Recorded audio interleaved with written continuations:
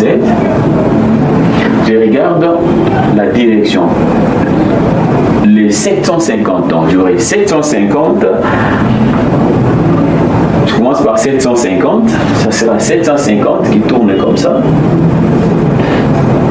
750, ça sera 750 multiplié par sa distance jusqu'au point 0. 750 multiplié par 3. Donc c'est 750 fois 3, c'est ça d'abord, cette force, la concentration de la force. Et puis multiplié par la distance 3. C'est 3,5 cette distance. C'est comme ça. Alors, et puis plus ça, je vais additionner aussi ça. 7000 aussi descend et il va partir aussi de l'autre côté. Donc j'aurai moins 7000 multiplié par sa distance. Pour 7000, la distance, c'est la totalité des 3. Et puis égal à 0. Donc dans cet axe ici, je crois je vais prendre donc l'essence des moments et comme ça tourne bien sûr comme ça. Bien que ça sera... Voilà. Ça tourne comme ça. Alors, l'autre sens, l'autre moment positif sera comme ça. Ce qui fait que les autres vont tourner dans les sens contraires.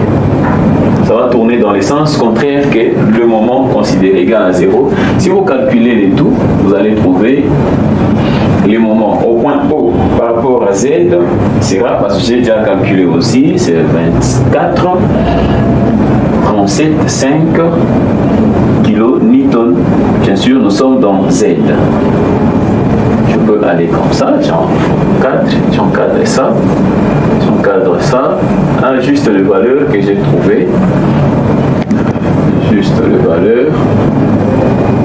voilà, et là j'ai fini mes coordonnées, bien sûr, du torseur. Il faut comprendre, il y a quelque chose qu'il faut comprendre aussi. Ce qu'il faut comprendre, c'est que lorsque vous faites les moments, vous calculez les moments par rapport à un axe Z, les forces qui vont entrer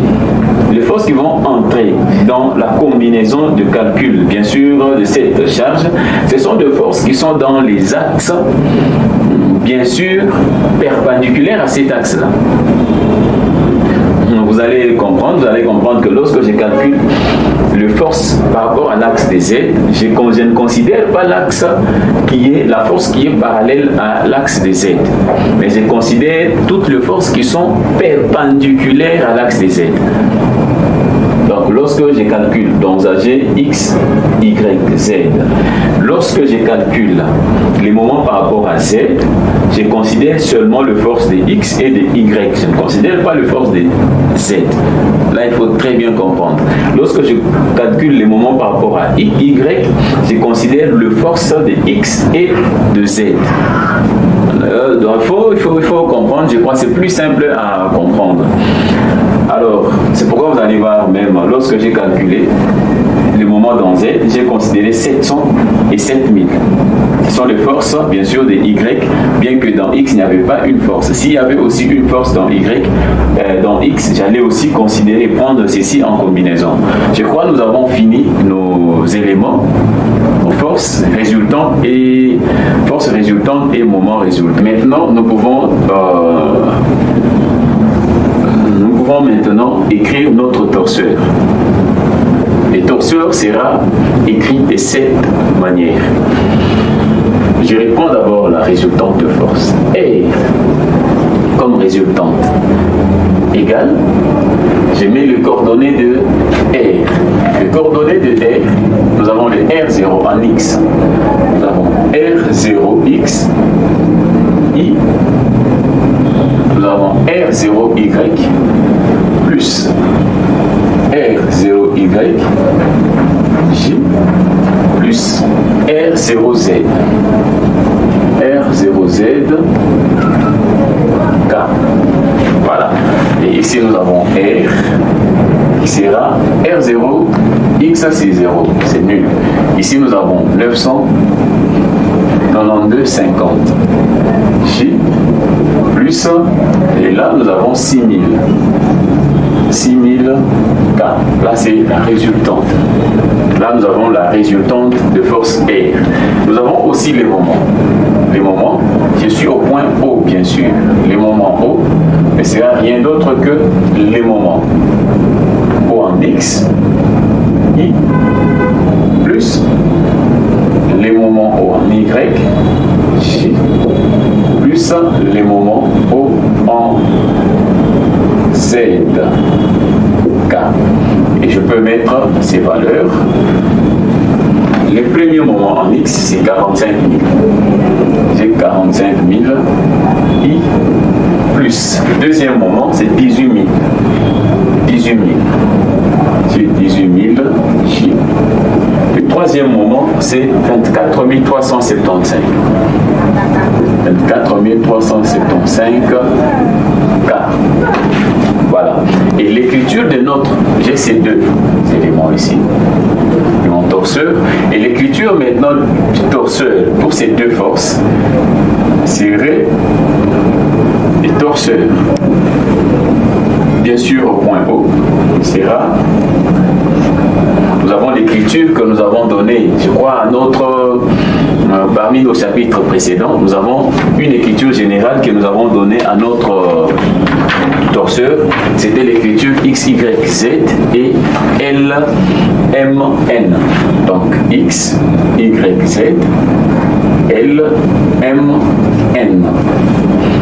Les coordonnées du torseur pour de force, la résultante, coordonnées du torseur pour le moment. Donc on peut dire que, au point O bien sûr, donc on peut dire que le torseur T au point O serait X. X c'est 0. Nous avons 0, 900, 9250 et 6000. Et de l'autre côté, pour le moment, nous avons 45 000, nous avons 18 000 et nous avons 24 375. Bien sûr, au point O. Donc c'est ça, en fait, la représentation de notre torseur. Donc je crois que nous avons bien fini et vous avez très bien compris comment est-ce que nous avons trouvé le coordonnées ou le torseur au point O de notre système qui était en 3 dimensions. Hein? Vous avez vu comment est-ce que nous avons utilisé les 6 équations d'équilibre pour localiser ou modéliser notre torseur. Merci beaucoup. Nous avons fini ce 3e chapitre.